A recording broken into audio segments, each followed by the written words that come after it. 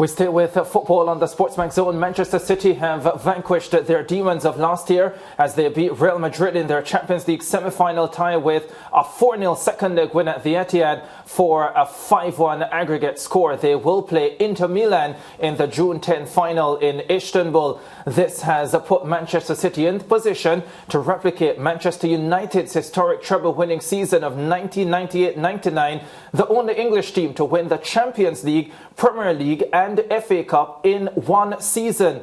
Joining us is our in-house football analyst, Leger Williams. And Leger, first of all, what would it mean if Manchester City accomplishes this feat? Well, first of all, they would be the best English team in history.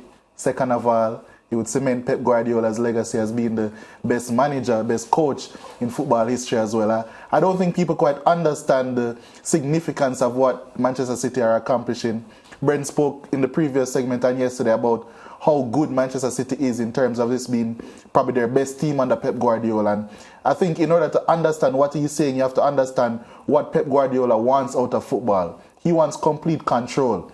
So yes, maybe in other seasons they may have had a more devastating attack, they may have had a better defense. But in terms of the profile of player that he has all across the squad, the variety that he has all across the squad, the ability to control games. We saw what they just did to Real Madrid, a team that have no fear in the Champions League. A Spanish team that knows how to dominate the ball against the best of them.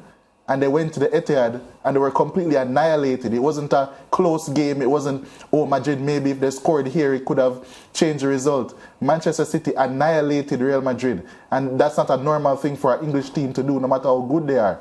So Manchester City are just rolling. And I think for a lot of these United fans that have their high regard in terms of their history, they should hope that Inter can either pull off a surprise or maybe can stop them in the FA Cup. Who knows? Yeah, elaborate for me, because at the top you said it would mean they become the best English team in history. Elaborate on that for us. Well, there's a lot of variables to it. When people ask about the best Premier League teams ever, they like to mention, of course, the Invincibles. I can't leave out that. They like to mention the Chelsea team of the year right after that had the best defense in Prem history. But, as an Arsenal fan, people won't expect this, but I think the Man United team of 1999 is very underrated, actually. Underrated being because, they only got 79 points in the league, and people can say that they scraped by Arsenal in the league, only winning by a point. They won the Champions League final, 2 goals in extra time. But if you really look at the quality of that squad, the performances straight throughout the season, I think that Manchester United team, they scored 18 more goals than anyone else in the league that season. That to play Barcelona twice in the Champions League, they actually played Bayern twice before the final in the Champions League as well. So they were really tested. They played a Juventus team that had Zinedine Zidane right in his pump as well. A year after winning the Ballon d'Or, slowed him down, right down. Then they went into the Champions League final, down some of their best players, and they performed extremely admirably, won the game. So Manchester United, that Manchester United team was excellent, and they can go back into the 60s, some of those Manchester United teams. But what City has been able to accomplish, yes, they aren't the first team if they go on to win the Premier League, which it looks like they will. They won't be the first team to win 5 of 6 trophies. They won't be the first team to win the Champions League if they do that. They won't be the first team to win 3 straight Premier Leagues. But the way in which that they're doing it is just really unparalleled. Every time they come to an obstacle, they smash straight through it. It is incomprehensible, really, what they're doing. They're facing this Arsenal team who are going really well. We're on a 100-point pace in January. City said, okay, we're going to get back our best defender in Ruben Diaz, and we're going to reel off 14 straight wins to win the league. That is not normal behavior. That is unparalleled levels of consistency and success, and people really need to look at it and say, really just acknowledge what we're seeing and just say, crown them if they go on to win this treble and say, this is the best English team we've seen. Yeah, you know what? I understand the point that you're making, because I have a very good friend, Manchester United friend, who told me just a few weeks ago that Man City is the best Premier League team in history. And for a Man United fan to say that, it means a lot, because Man United fans tend not to give praise to opposing rivals so freely. So I think the point that you're making is taken based on what Man City has delivered for us all season. Yeah, they've been fantastic all season. They've gone multiple seasons without losing a game at home in the Champions League as well. They're just a force all across the league, and this is not to take away from any of the past teams, especially comparing them to that treble-winning Manchester United team. In my opinion, that United team had the best player in the world at the time, David Beckham. He came second, of course, in the Ballon d'Or that year, but for my money, he was the best player in the world that year, coming straight off a disappointment in the 1998 World Cup. They had Roy Keane, who I think is Manchester United's best ever midfielder. You know, that's going to cause some controversy, but he proved it time and time again, especially his performances in the semi-final of that year's Champions League. Of course, they had Paul Scholes alongside him as well, Nicky Butt, Ryan Giggs, who scored such a pivotal goal in the FA Cup semi-final. Great players, Yap Stam, great players all around. That Manchester United team was excellent. And then not to take away from the coaching, Sir Alex Ferguson, who is arguably the greatest manager of all time. But I think if Pep Guardiola were to accomplish this would be his second treble. No other manager has accomplished 2 trebles. That is crazy stuff, you know. And this would be his 3rd Champions League. But Pep Guardiola separate and apart from Manchester City, just not to compound the 2 points that you're making. One side is Pep Guardiola, the other side is Manchester City being the best English team, which is where you started. But I also want to get in on a point of the difficulties that could prevent Manchester City from achieving the treble. Clearly, they have Inter Milan in the Champions League final. You would expect them to win that. They have Manchester United in the FA Cup final. Let's be honest, based on everything that has happened this year and definitely based on what has happened in recent weeks, that's a match you would expect them to win as well. So what can you see? Is there anything to stop Manchester City from achieving the treble this season?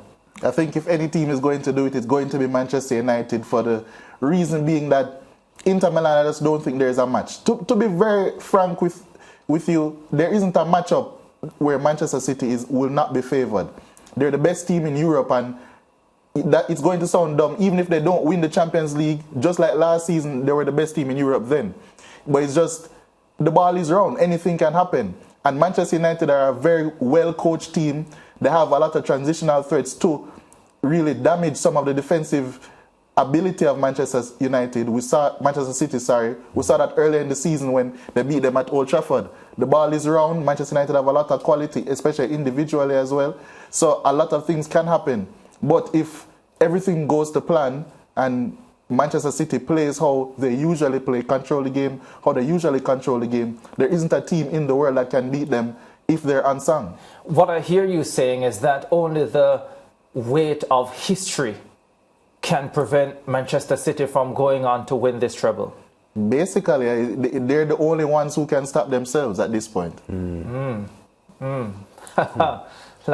you look at the depth of the squad, though, when you look at a player like Foden, who doesn't get a lot of 90-minute games, where I can't think of another team in the world who wouldn't give him more playing time than Pep is giving him.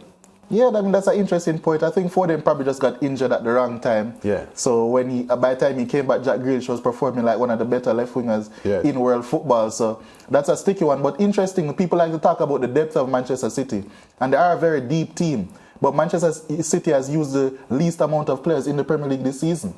Only 22. They just have incredible ability with the depth that they do have, so they try to keep it small. But hold on, though. It's not just depth in terms of number of players. It's depth in terms of the quality.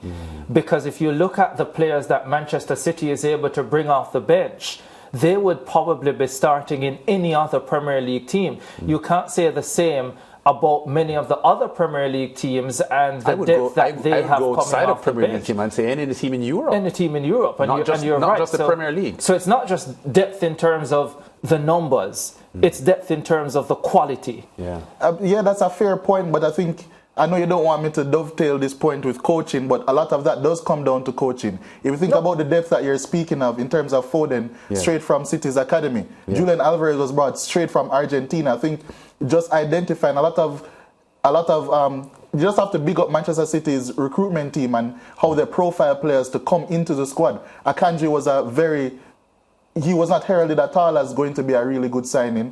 What Manchester City do is identify players who's going to work for them and then bring them into the fold and then bring out the best of them. I don't think if Alvarez went to another club, say for instance, if Alvarez came straight from Argentina and went to Everton, people would not be looking at him as this player that he can start anywhere else. The same thing with Foden. If Foden came through at Nottingham Forest as opposed to coming through at Manchester City, it would be a similar point. So, yes, you're right that these are very good players that could play for most clubs across the world. But a lot of that comes down to the coaching and the development that is going on at Manchester City, and they have to be hailed for that. Yeah, I'm very happy that you made that point, because it was the very point I was making yesterday about Pep Guardiola, because you have so many individuals, yes, Lance, like the voice note that we had yesterday, yes, essentially saying that, well, Pep has a lot of quality players to work with, but a lot of that quality has been developed by Pep Guardiola and by the Manchester City system. Yes. And that makes a massive difference, as far as I'm concerned. And it's part of the greatness of Pep Guardiola when we have that discussion going forward. I'm told that we're out of time. Lejay, it was nice having you, as usual, and I'm sure we'll be chatting again throughout the course of the year. And thank you for saying some really nice things about that Manchester United 1998-1999 team, although the real point you wanted to make is that this City team is way better. We take a break. We'll be back with more on the SportsMax Zone.